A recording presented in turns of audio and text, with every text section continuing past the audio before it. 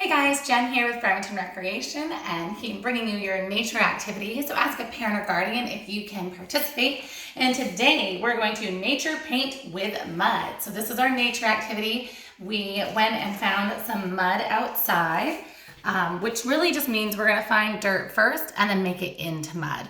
So I found a little bit of dirt. Now, as you can see, if you want to scan in there, Carrie, my daughter's helping video for me.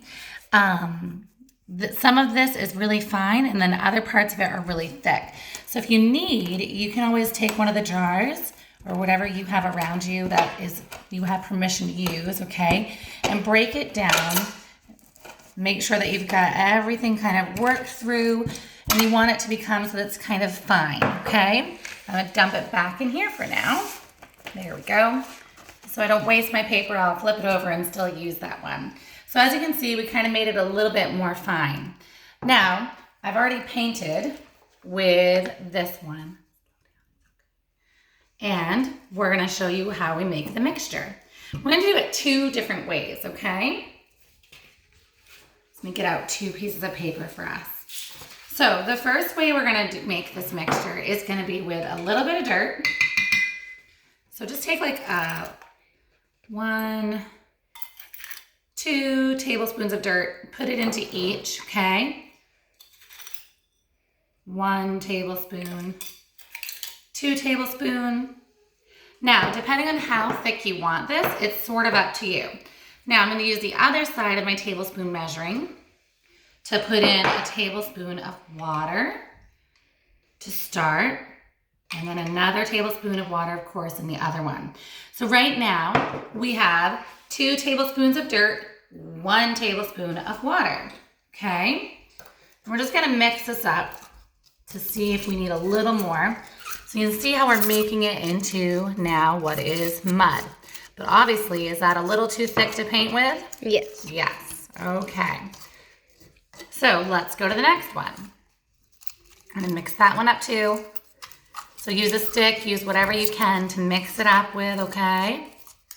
There we go. And I want to just add a little bit more.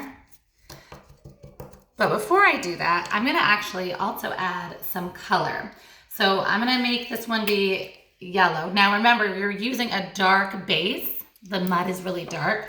So it's not necessarily going to come out with that color or that hue perfectly, okay? It just should have a slight hue of it, not a ton though, okay? So we're gonna do about half a tablespoon, not a whole, into each one real quickly. There we go. I'll set that to the side and we're gonna mix up again.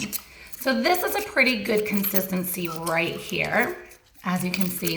It's about 1.5 to 2 tablespoons of dirt and a little bit of coloring. If you have it, if you don't have food coloring, don't worry about it. You can just paint with the mud for the fun of it.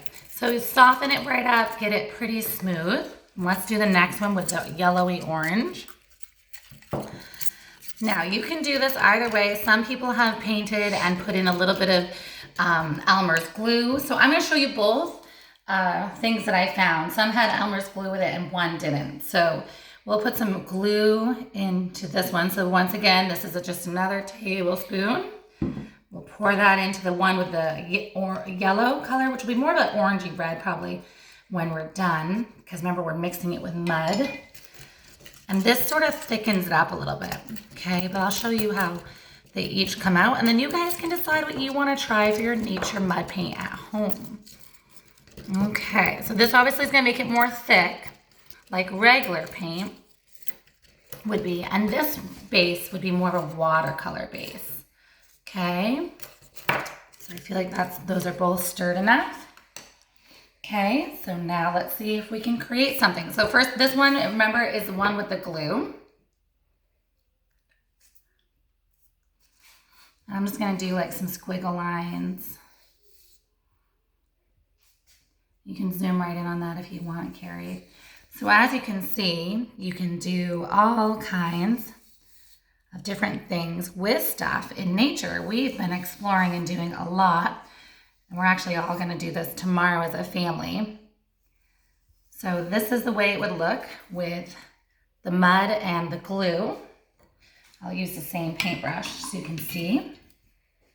Remember, this one is the greenish color. Okay, there we go. Oh, and you can see the green. And if you notice, this one just comes out a little more clear and less thick, simply because it doesn't have the glue. But as you can see, it still works. So even if you don't have the glue at your house, right, you can still get it to work, okay?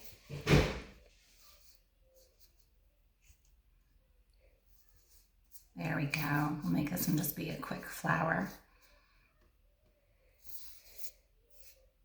And a stem. There you go.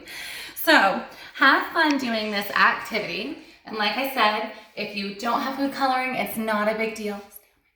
It's not a big deal, okay? But basically, you're gonna just use some mud, some water, and some glue, and then get creative. Hope you guys have fun doing this at home. Send us your pictures. Bye.